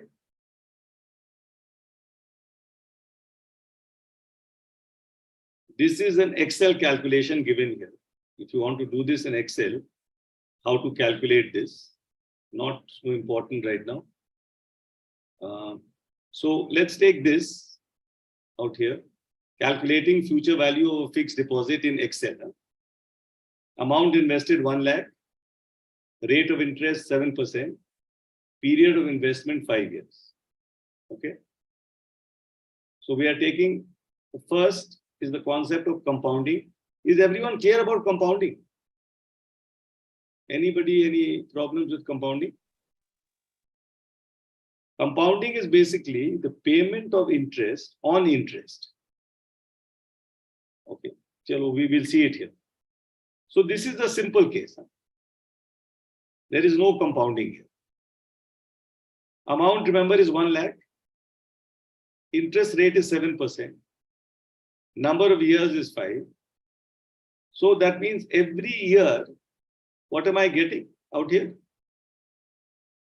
I'm getting 7%, 7,000 rupees per year.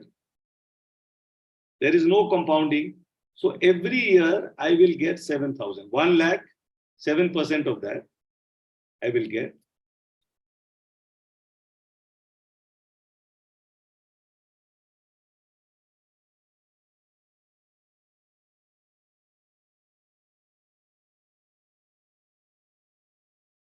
This one is compounded every quarter. That is every 3 months.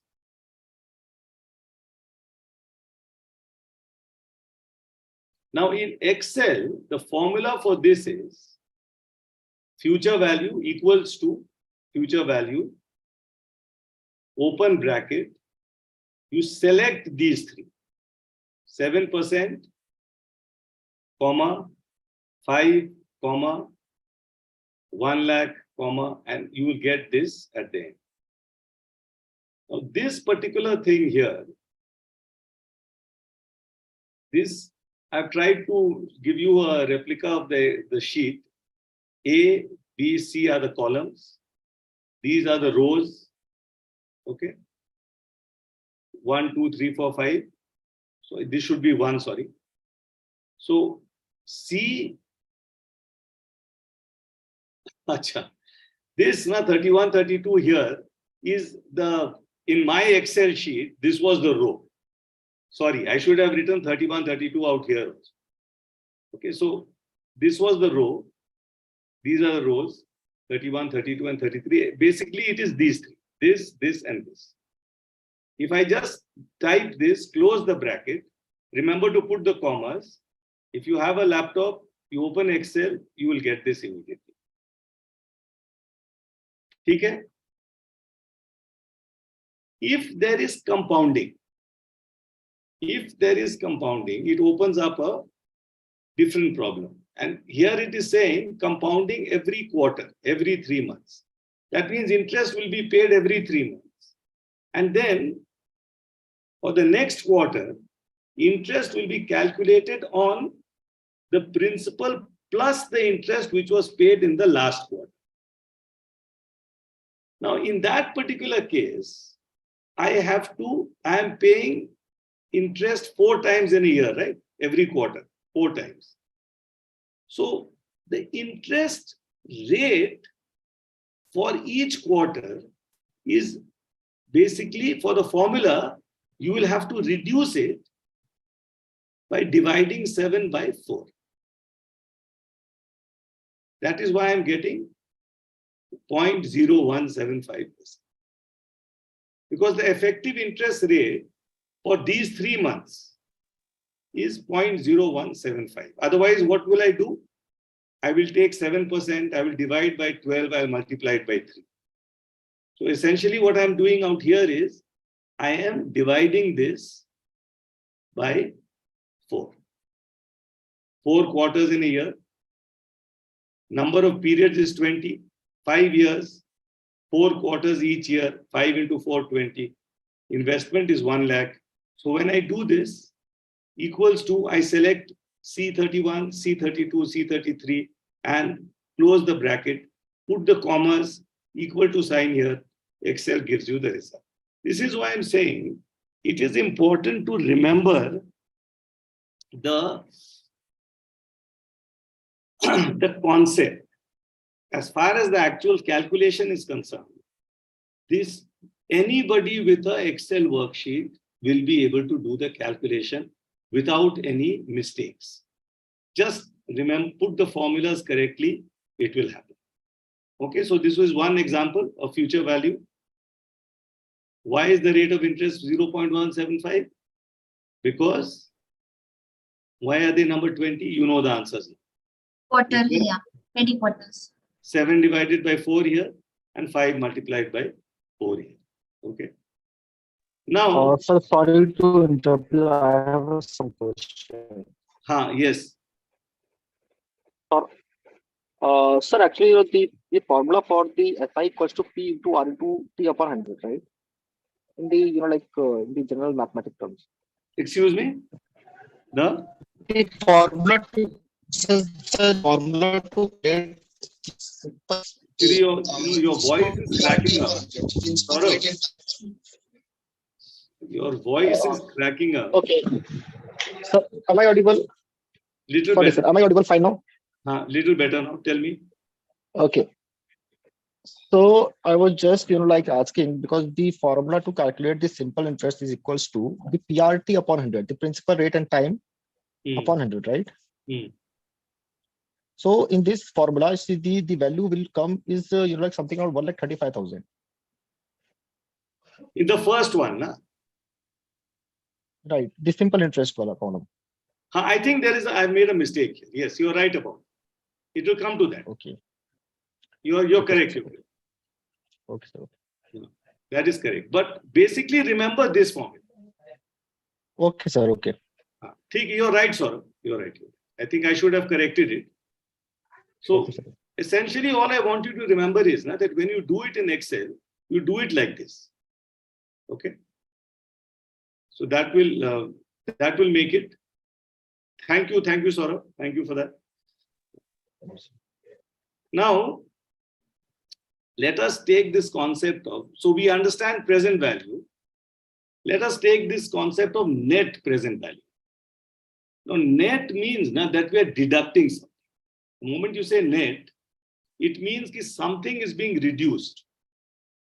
So, let's say I have gross profit, I have net profit. So, if I take gross profit, I reduce operating expenses, I will get net profit. Net is always after reduction of something. So in the case of net present value, the original investment is being reduced from my total returns. You will understand in the example. Now suppose you are an industrialist.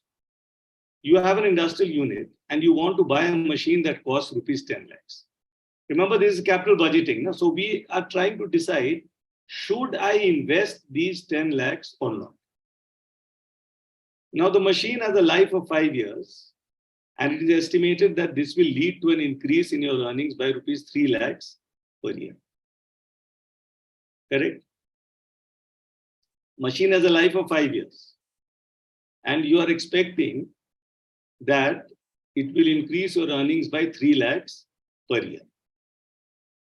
If you don't buy the machine, now look at your other opportunity. Suppose you don't buy the machine, and instead you invest this money, this 10 lakhs, in another company at 10% per annum. You'll get that fixed return from there. That 1 lakh will come to you. Now, the risks are similar in both cases, let's say. Risk is same. Because when you invest in another company, that company will also invest somewhere. That also may be a little risky. But that company is willing to offer you 10%. Why is this 10% important? This becomes the rate at which I will discount. Where is that discounting thing coming? In the first year, this is my outflow, 10 lakhs. In year 1, I am getting 3 lakhs. Year 2, 3. Year 3, again 3. Year 4, 3. Year 5, 3. Okay?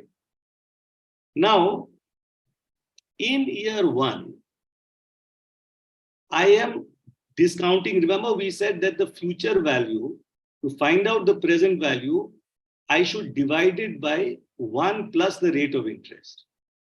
Now, in this particular case, I am using 0.10 as my rate of interest. Why? Because that is the amount of interest which you would have got had you invested somewhere else.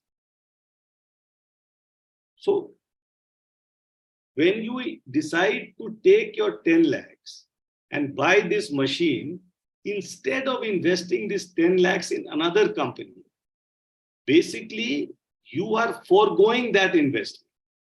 That is known as your opportunity cost. You had an opportunity to invest in that company.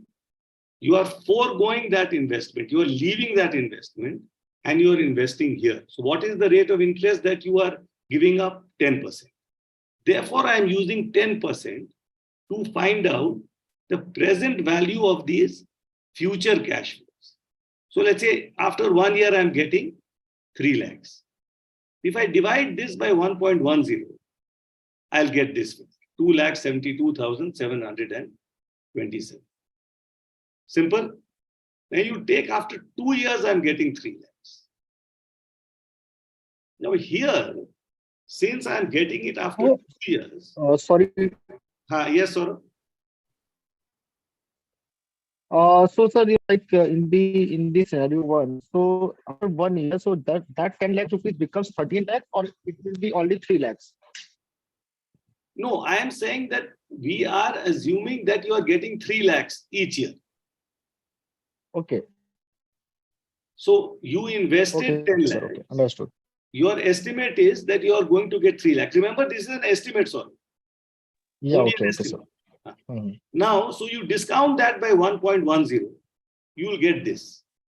So the present value of 3 lakhs receivable 1 year from today is 2,72,727. Everyone clear on this?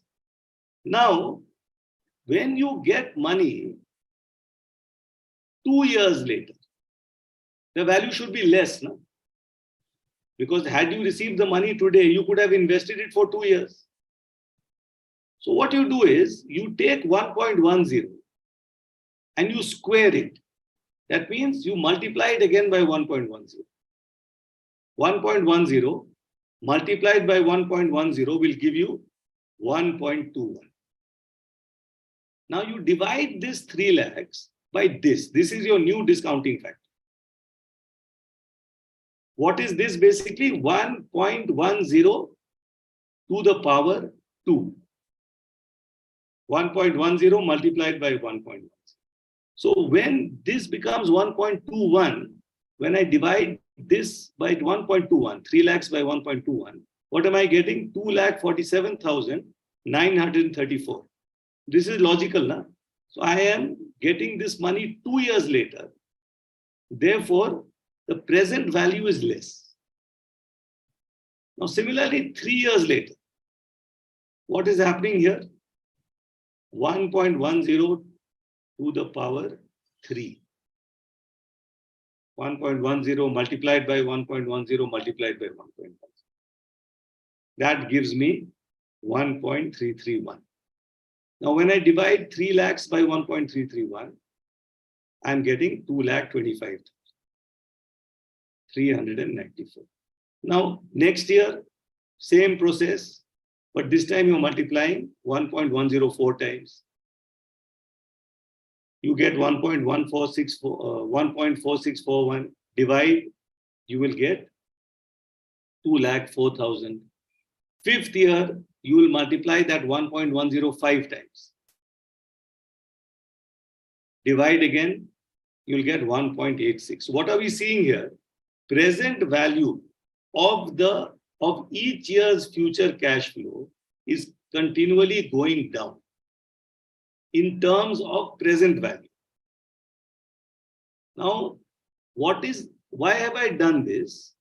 I have basically reduced all my future cash flows to its value today, so that it is easy for me to calculate. Now, if I add all this up, I'm getting 11,37,236. What was my investment? 10 lakhs. I'm getting 1137,236. All figures are at today's value. So I'm considering only present value here. No future value is here. Now, what is the net present value? Remember, in net, we said we have to minus something. So from this 11, if I minus this 10, what am I left with? I am getting 1,37,236. Now, the rule is, if the NPV is positive, is the positive figure, then I can invest. Okay, then I can invest. Unless I have another project where the NPV is higher than this. Okay, so what this table tells you is that you will earn more than your investment because your net present value is positive. Okay, so cash, these are my cash inflows, projected cash inflows. Remember, these are all estimates. And these cash inflows basically are allowing you to get 1,37,000 in present value terms, more than you would have got if you invested somewhere else. Then, now suppose that the investment in the machine would have earned you rupees 1.50 lakhs per year for 10 years, instead of 3 lakhs over 5 years. Would it have been profitable? See, here you are getting a total of 15 lakhs now. Suppose I forget about the timing. I am getting 1 in year 1, 1 in year 2, etc. Suppose for one moment I forget this and I just multiply. So I'm getting 15 lakhs. Now, if I imagine that I am getting 1.5 lakhs each year for 10 years. Even then I'll get 15 lakhs. Same. So is that also profitable? So now that you understand present value. Yes, sir? Nothing, sir. Nothing. Saurabh, once again.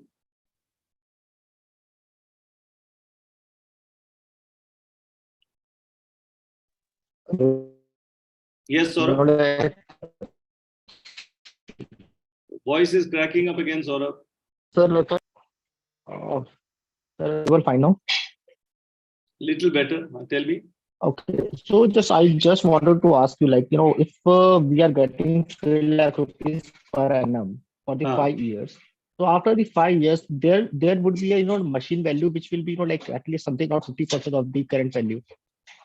You're saying the machine will have some value, right? After 5 years. Okay.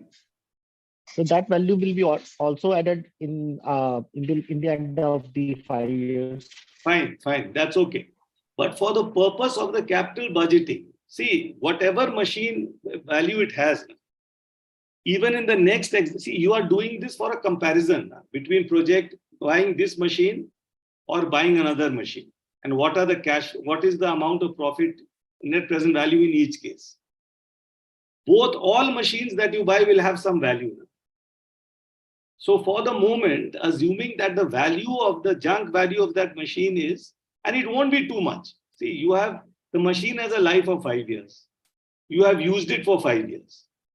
After 5 years, your chances of selling that machine at a reasonable price is very, very low. Whatever extra you get by selling that machine is a little bonus for you. Think of it this way. But right now, the question for you is, if the timing of these inflows is different, if the timing is different, then in that case, how do I calculate the net present value? So in this example, I have taken it like this.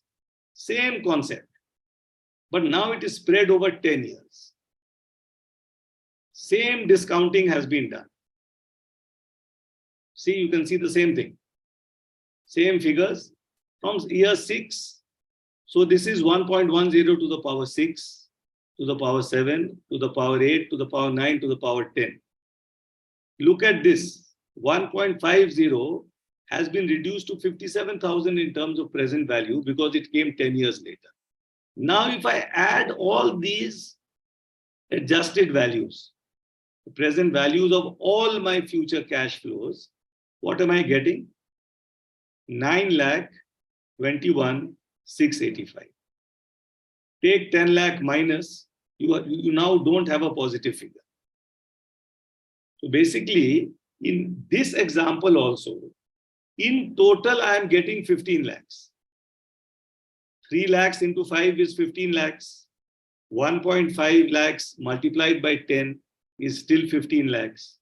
I'm getting 15 lakhs in both cases. But in this case, when I consider present value, that means I'm considering the timing of my cash. What am I finding?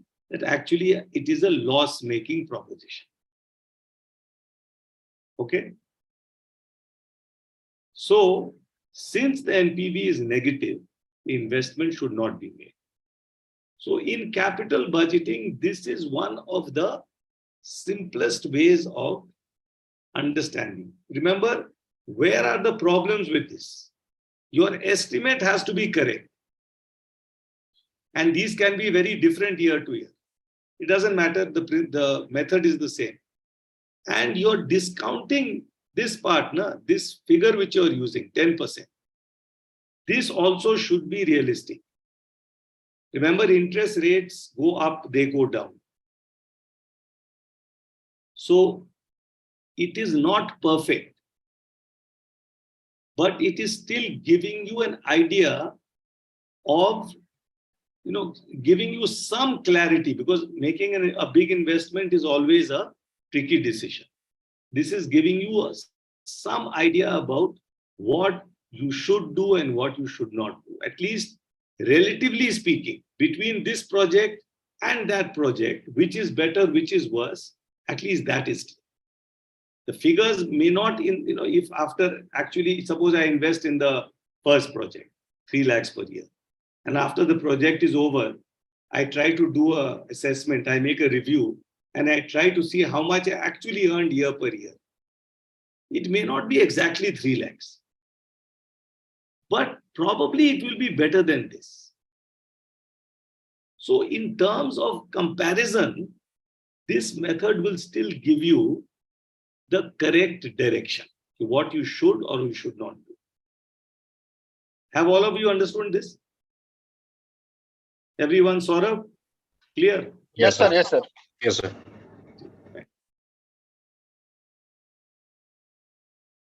See, another thing here is, this also means that the return from investment is less than 10%. Since I'm getting a net minus figure, had it been 10%, it would never have been a minus figure. That's another thing. Now that we know net present value, there is another related concept, but very similar to this, which is there. That is known as internal rate of return, IRR. So it is useful to know the rate at which the cash inflows will be exactly equal to the investment. That is, net present value will be 0. See, there will be some interest rate. If you use that interest rate, this will also come exactly to 10. So 10 minus 10 will be 0. If we can find that rate, then that rate is called the internal rate of return. This next example, I'm trying to show you first how to do this NPV, what we net present value in Excel. So there I was doing it in Excel, but manually. Here it is in Excel, but with a formula. Okay, so these are my columns, B, C, D, E, F, G. These are my rows. This time I have not made a mistake. Okay. So amount invested, let's say I'm taking a very simple thing, 1,000. Discount rate 11%. But remember, in the 1,000, you have to put a minus sign. Okay. The logic here is basically in the mathematics behind this formula. But for understanding it, you can think of it like this. If this is an outflow, it is going out, therefore minus. you are getting 3 lakhs each year. 3, 3, 3, 3, 3. Year 1, year 2, year 3, year 4, year 5. Okay. In Excel, when I do this, I get this figure. 11 lakh, 11,800. So it is a slightly different from what we did when we do it manually. But what is the formula? Equals NPV. Then you just select this. Select 1000, C3, C3. Select C4, which is the rate of interest. And then you select this entire range from C6 to G6, C6 to G6.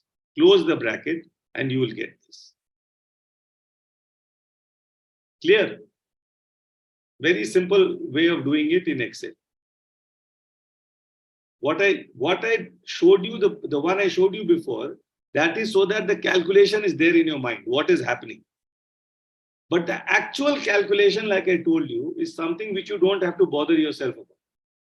The actual calculation is this. You just put this, it will happen. Okay?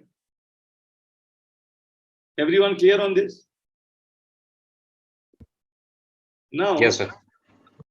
let us talk about this internal rate of return.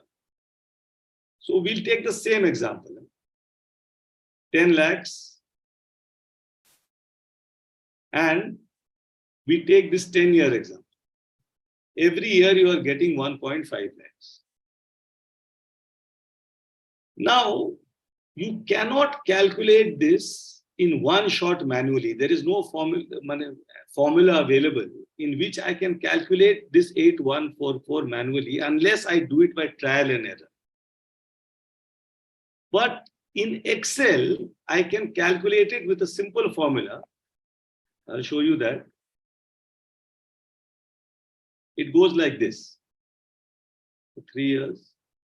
Sorry. The formula is IRR.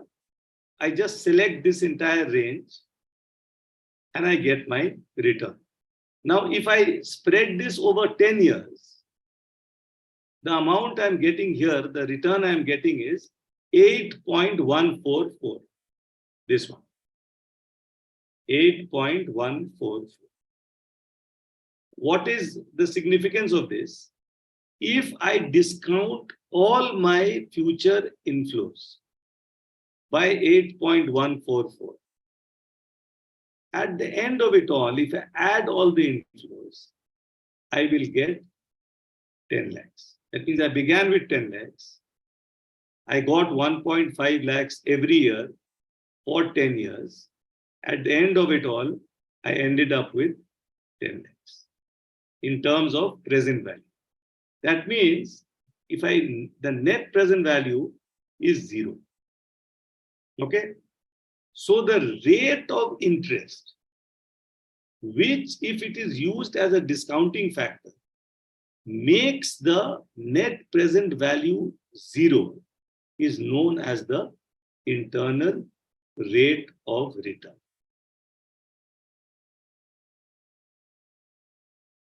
See, it's the same as last time. It's the same as the net present value calculation. The only difference is, in the net present value calculation, there is a positive or a negative figure, which is telling you what to do.